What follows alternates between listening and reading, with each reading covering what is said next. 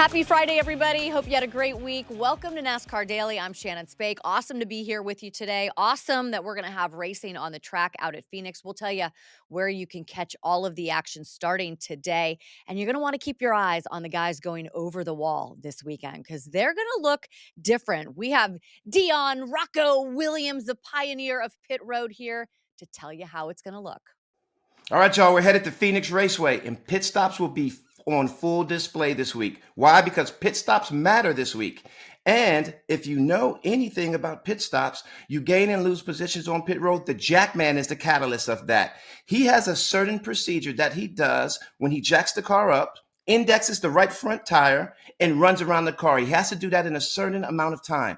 All offseason, teams have been figuring out a way to manipulate this choreography, to find speed.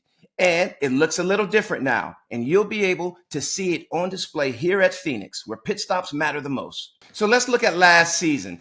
Team 5, Brandon Johnson, the Jackman, starts the pit stop, hitting the jack stop and proceeding to the right front to index the tire. You'll notice after he puts the right front tire on, the little short skip with the right hand, grabs the jack, keeps it in front, and proceeds to the left side. He has to get around in 2.3 seconds, ends on the left side.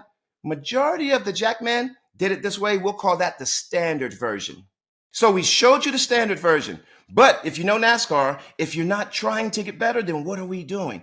Pit crews have spent all offseason trying to figure out how to get faster around the car. And the 20 car who won at Phoenix last year, they're the best example or the barometer to see what that looks like. Now, when this happens, the Jackman jacks up the right side of the car, proceeds to the right front, but instead of hopping over to the jack, grabbing it and running around, he just reaches over behind his backs and swings the jack around his back while he's running. And the twisting motion locks it into position for the left side, jack up the left side, index the tire as usual, stop is gone. That little deviation in grabbing the jack and not hopping is supposed to find tenths of a second. And we know how important tenths of a second are on pit road. So you have Jackman doing it two different ways. Which one will reign supreme here at Phoenix? So as we go to Phoenix, you'll have two versions of pit stops to view, the Bulldog and the Standard. There's pros and cons to both. The Standard way, it could be a little safe and more consistent. But the Bulldog, you could possibly find tenths of a second so valuable in gaining track position. But the trade-off on that, everything has to go perfect with the driver. Will mistakes be magnified if you choose one way or the other? I can't wait to see at Phoenix. So now it brings me to my top team to watch at Phoenix. And of course, you know it has to be that 20 team. Not only do they have a chance to three-peat this year, last year they won this race. And they are one of the most experienced teams in the sport and at JGR. So if anybody can handle this new choreography, they can. It was on full display last year when they had that terrible pit stop, lost 10 positions, but ultimately, Michael Hicks, the rear changer, made a decision that kept them in contention to win the race. And I really feel like that will be on display again in Phoenix. Let's see how Darrell Edwards felt about it at the end of the race. It was okay. We weren't the best on pit road, but we bounced back right after we had a little hiccup on pit road. And it's not how you start, right? It's how you finish. And yeah, we showed, resilience, just responding, after that. They're not always going to be pretty, you know what I mean? But at the end of the day, it's about winning. And we won, and we'll take it and enjoy it. So here you have it, race number 4, the 2025 NASCAR season. We're at Phoenix. You know the 20 car is my pick. It's going to be the first race where pit stops matter. Let's see if the 20 car can do it again like they did last year. Rocko, that was awesome. I cannot wait to watch those guys on pit road, see how kind of all of that plays out this weekend at Phoenix. And we're going to have Rocko on the show periodically here on NASCAR Daily. So welcome to the family, my friend. We can't wait to see what you provide all season long. How about this for providing something? Chase Briscoe winning his appeal this week. So when that Daytona 500 pole winning car left Daytona, they found that there were some holes that were a little too big. So there's holes in the number 19 Cup car spoiler base were elongated.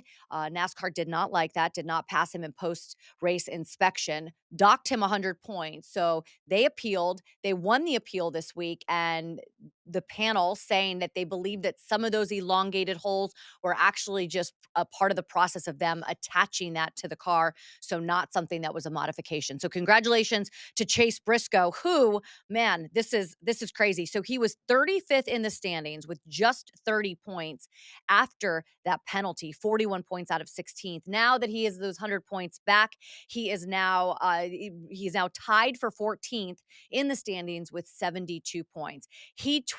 Chase tweeted this. He said, "Biggest points day of my career." Yeah, it is, buddy. We're back. Yes, you are. In all seriousness, thank you to NASCAR for giving us the option to show our evidence, and a huge thank you to everyone at Joe Gibbs Racing who put in countless hours to put everything together. You know, those teams work really, really hard on those cars to get them ready for the racetrack, and really, really hard when they do have to go through the appeal process. So we will see Chase Briscoe with those points back on the track this weekend. We're going to see a lot of action this weekend. Take a look. Of course, everything starts today out there at Phoenix, but here's the weekend schedule. And you can see the Xfinity Series, Cup practice, qualifying, all of that stuff. Saturday, we've got Xfinity Series practice starting at 11:30 a.m. We've qualifying after that, practice for the Cup Series and qualifying, and then the Xfinity race on CW. Sunday coverage starts at 3:30 on FS1. All right. So before we get out of here, it is time for our straight talk, straight stat of the day. Say that 10 times fast. Good luck. Our stat is this. Here are the drivers with the most top 10s since their last win. Bubba Wallace is on top. He's had 27 top 10 since his last win, which was 82 races ago. Kyle Busch, who, man, I thought for sure we'd be talking to him over the last couple weeks. He's had 21 top 10s in 60 races since his last victory. Ryan Preece on that list as well. 190 races since his last victory. Bubba was on the show this week, so maybe, just maybe, that's a little bit of good luck. If you win, Bubba, we'll see you on Monday. If you don't, maybe we can get you on the show again, just for a little good luck, because that was an awesome conversation with Mamba. If you missed it, go back and check it out. Okay, well, enjoy the race weekend. All eyes will be on Christopher Bell this weekend, of course, going for 3 straight wins, and he just had just dominated the last time we were at Phoenix. Important race for everybody. Enjoy the racing. Enjoy your Friday. Have a very safe weekend, everybody, and we'll see you on Monday.